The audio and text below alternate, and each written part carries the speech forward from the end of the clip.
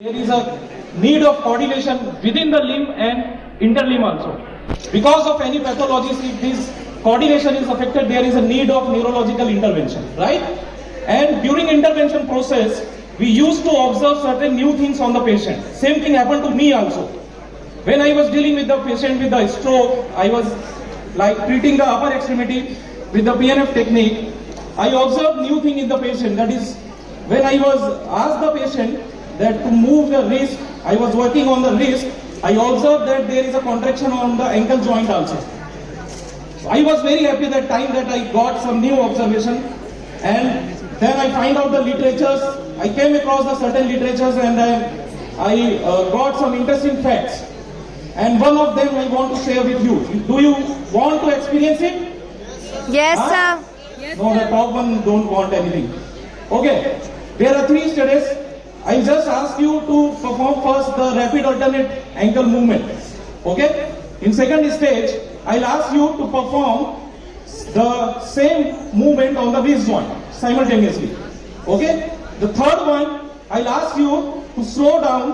When I ask you, then only you slow down the wrist movement. Okay? Bilateral. Ready? Okay. You just start to move your ankle joint bilaterally, like that. Okay? Now second, start your wrist also, like this. Everyone did it? Now slow down the wrist. Okay. What you experience? When I asked to move the ankle joint, after that the wrist joint, the speed of ankle and wrist was synchronized. Without giving any command. You experience it? Yes, or not? sir. Yes, sir. Yes? When I asked to slow down, someone's ankle has also stopped. I Yes, think. sir. And the speed of ankle joint is also Reduced. The movement is also reduced. So this is what? So this was some new interesting facts, and I searched the literature, and what are that facts I'll share today. So these are some programs that occurred as a compact interneuron system within the central nervous system or spinal cord, right? So there are 2 feedback mechanisms occurs at the spinal cord. The filtered one receives to spinal cord, and there is a channel in interneuron that controlled by specific compact group of neurons that is called as central pattern generators. So this is the existing anatomy and physiology that happened with that type of movement. That is, one is monosynaptic, disynaptic and polysynaptic reflexes. This one we know very well, that is the physiology of deep tendon reflexes. The second one is when we'll tap the tendon, the antagonistic muscle, that is called as reciprocal inhibition. That is also stopped. This is polysynaptic, that one leg goes for flexion reflexively, the another one automatically goes for extension, that is also termed as crossed extensor reflex, right?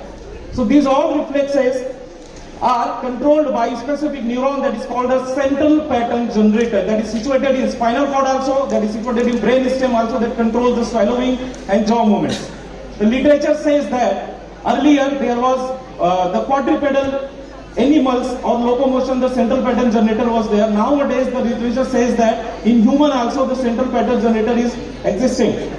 So here is some video that is made by one generator is separated into 3 layers. This is the a big generation presentation layer, of central pattern pattern formation generator, layer, the model, and motor the robotic neurons model. layer. Similar to that in biological systems, this computational model of the CPG receives tonic drive from a high control level. The descending drive signal allows the CPG to generate basic locomotor behaviors by providing alternating activation of the corresponding motor neurons that drive joint actuators. In the rhythm generation layer, different types of patterns can be generated according to the descending control. Oscillation patterns, almost oscillation patterns, plateau patterns, and quiescent patterns. Different patterns can also be appeared on different joints at the same time. The pattern formation layer is responsible for shaping the generated patterns. It receives descending signals from the higher centers. These signals control the dominated rhythm at each joint. The sensory neurons provide proprioceptive and extraceptive feedback into the CPG. In the proprioceptive loop, they detect the stretching and the contraction of muscles. They can also provide sensory information, such as internal forces or articular positions. In the extracentric loop, sensory neurons detect interactions with the environment like the contact between the foot and the ground. Rhythmic patterns have been employed to generate. Okay.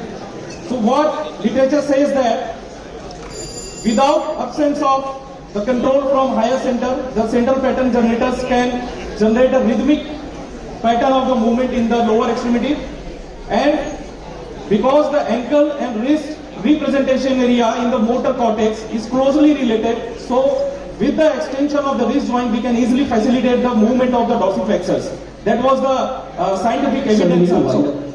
And another thing is that with the acceleration of the lower extremity, there is contralateral effect on the upper extremity also. And this is also interlinked. That is also termed as interlimb reflexes, cross-education, and remote effect of agonist, antagonist, or intralimb reflexes. Sir, we So need this to wind was- up time, sir. We need to Yeah, this is the last slide, sir. Thank you. So this was the answer I came across, that without moving the lower extremity, only with the help of rhythmic arm movement, the locomotor function can be enhanced. This is in the literature, that is a 2023 literature evidence is there. Okay, so there are the tools by which we can facilitate the remote muscles through the interlimb reflexes. Thank you.